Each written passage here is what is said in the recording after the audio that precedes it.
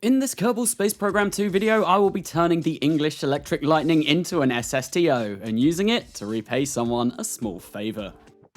Okay, build time launches at 2:38 if you want to skip ahead. I have previously made an electric lightning in my series for all Kerbal kind. However, this time I'm limited to stock parts as we don't have fancy procedural parts yet in KSP2, well, apart from the wings. This time, however, it will be different. I won't be air launching this on top of an Avro Vulcan, one of the V-bombers that the lightning was designed to protect. No, this is not going to be some janky X-plane derivative. This is just going to be a jet-powered interceptor, at least to begin with. Later on, I will be making some additions. Because of the vertical placement of the two Rolls-Royce engines powering the Lightning, making the body of the plane was a bit of a nightmare. Eventually, I settled upon using the Mark II parts rotated 90 degrees with a bicoupler at the back to get that classic Lightning look. Unfortunately though, to get the cockpit in a position that looks somewhat accurate to the real-life plane, some copious part clipping was needed to get the small one-seater Kerbal cockpit in the correct place. This is something I do quite frequently in KSP1 to try and make somewhat accurate reproductions, but now with the transparent cockpits, well, yeah, it looks a little messy. I know some cockpits do have opaque windows, and I'd love for there to be a feature down the line that allows you to toggle between opaque and transparent, as that would certainly help with these sorts of designs. But talking of updates and future things, and kind of going back here, this footage is actually all from before the patch on Thursday, as I filmed this last week. Should be the last content on my channel that I released that uses the old release though, so if things look a little different, that will be why. Next up for the build, trying to make the iconic lightning swept wings. This was something I struggled with when building the plane using B9 procedural wings in KSP1, and that carried on over to this design. No matter how much I played around with the sliders, I couldn't quite get the exact same wing shape that the real Lightning has. But what I did end up achieving, I was quite satisfied with, even if it wasn't totally accurate. Clipping a small methane fuel tank at the bottom and throwing grey paint at it meant the underbelly was done, and looked somewhat reasonable. I then moved on to the lower mounted tailplane, once again not exactly alike, but I made sure to offset it down to make it look as close as possible. With all the control surfaces on the plane, including the front stabilizers, which I forgot to mention while shaping them, now all finished, some healthy use of the offset tool was used to ensure that they were all in the correct position and that the center of pressure was just behind the center of mass, to, ensure that this doesn't decide to roly-poly its way into oblivion once or even if I get it airborne. Then finally, the finishing touches to the plane, some landing gear. And with that, the Lightning is done.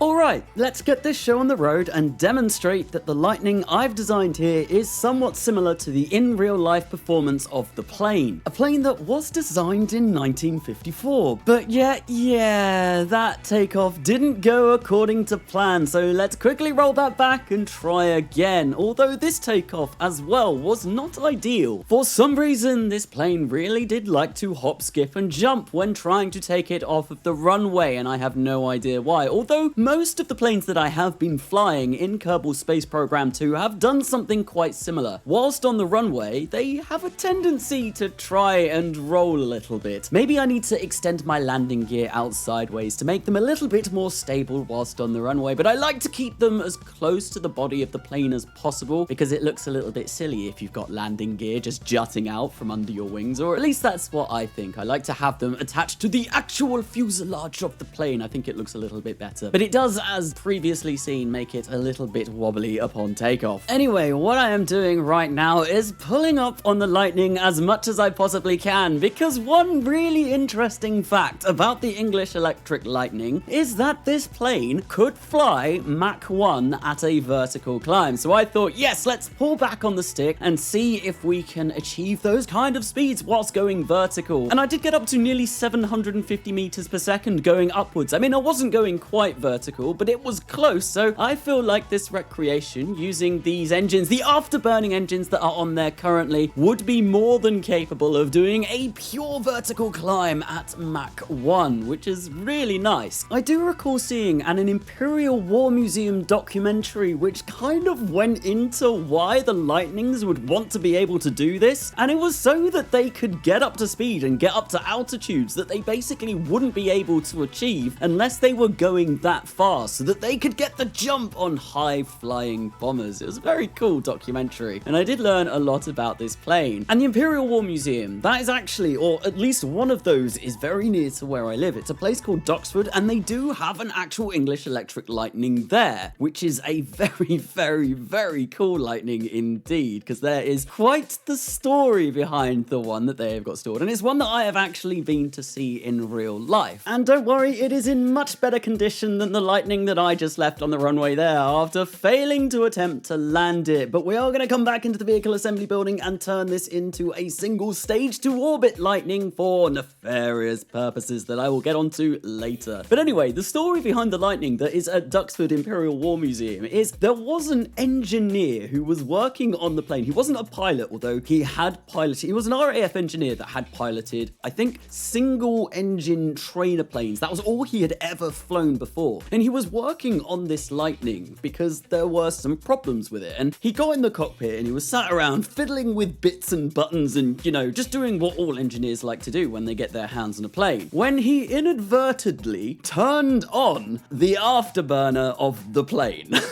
This is a guy that had flown like really small planes, and he turned on the afterburner of this over Mach 2 capable interceptor, and he couldn't do anything. He had to take off with the plane. He had to fly the plane because the afterburner was running, and he actually managed to get it airborne and managed to land the plane. And the guy's name was Taffy Holden. You can look him up. It's a really, really interesting story. And the only damages to the plane, I think, once he got it safely back down to the ground, was something to do with the parachutes, because essentially the parachutes weren't packed, and the Lightning, because they were traveling so fast when they landed on the runway, they did need parachutes to deploy to slow them down. I don't have them on this craft because, well, yeah, the brakes in Kerbal Space Program 2 are just insanely OP, so I didn't need them. But anyway, yeah, the Lightning that they do have at Duxford is actually the Lightning that Taffy Holden flew, so it's definitely worth going and checking out if you have the time and you're in the Essex, Cambridgeshire area, as that's roughly where it is. Really cool place. They've got quite a few planes there actually, and I'd highly recommend checking it out. Anyway, I was back in the vehicle assembly building again, working on some updates to the single stage to orbit version of the Lightning because, well, it didn't really work the first time I tried it. No, I didn't have any RCS on it, so I added a couple of RCS pods at the bottom and some missiles, which I accidentally let off there, and bombed the VAB, something that I definitely won't be doing again anytime soon. No. But anyway, with those missiles now deployed, I have decided that yes, let's try and get this Lightning up to orbit. Let's get it up to orbital speeds and see if we can take this space plane, or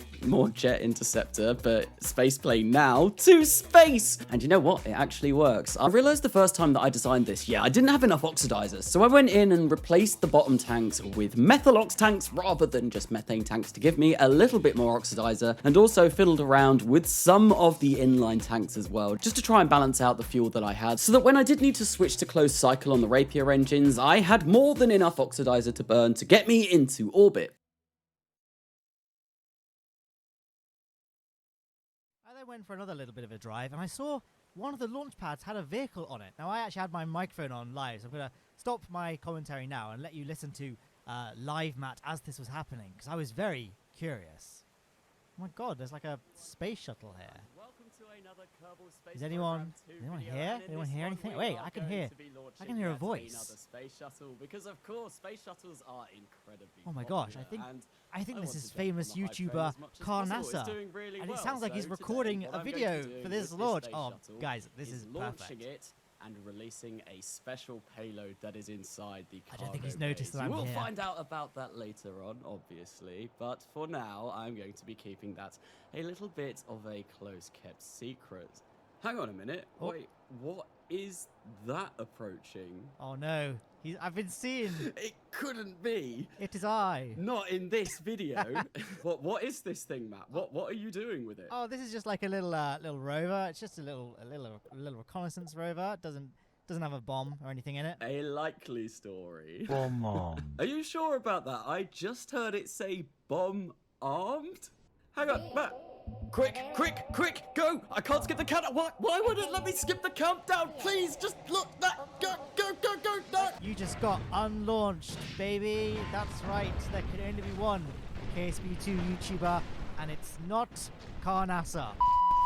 My name is Carnassa Upside Downicus Rocketsus, Commander of the Rockets of Road, General of the Upside Down Legions, and loyal servant to the true KSP YouTuber, Marcus Aurella House, father to a murdered shuttle, husband to a toasted payload, and I will have my vengeance. In this game, whenever it gets multiplayer. So in order to stop any Lowne shenanigans from happening in the future, I decided I needed to arm myself, and so I put a couple of very explosive payloads under the wings of the Lightning, and I wanted to see if I could still get it into orbit with those new additions. That way I can keep it in space, and if, say, I needed to quickly drop it somewhere on Kerbal to be deployed, well, it would be incredibly fast indeed. And would you believe it? Matt, being the fool he is, has left his server running. It would be a real shame if I were to deorbit this Lightning with this new payload and pay him a visit. Or maybe not him, maybe just his vehicle assembly building. Sure would be difficult getting to space without an assembly building, but here we go. Lightning all lined up, missiles fired, and away they go! Yes, we nuked Matt Lowne. We destroyed his vehicle assembly building for now, or at least this would be something that we could do in multiplayer with mods such as the ones that are coming, like Styx Arsenal. Obviously, this is all just a bit of a staging event, but yes, it was a very funny idea, and I would like to thank Matt for having me on his video that he released yesterday. It was good fun. Not that that Lightning would have survived being that close to a nuclear blast, but we managed to get away rather rapidly and land somewhat badly on the island runway. A big thanks to Mr. Bluestar, Pentium, So Not the Hero Type, That Unreal Guy, Zoretya, and the rest of my patrons and members for their continued support. I have been Carnassa, like and subscribe for more, and I will see you later.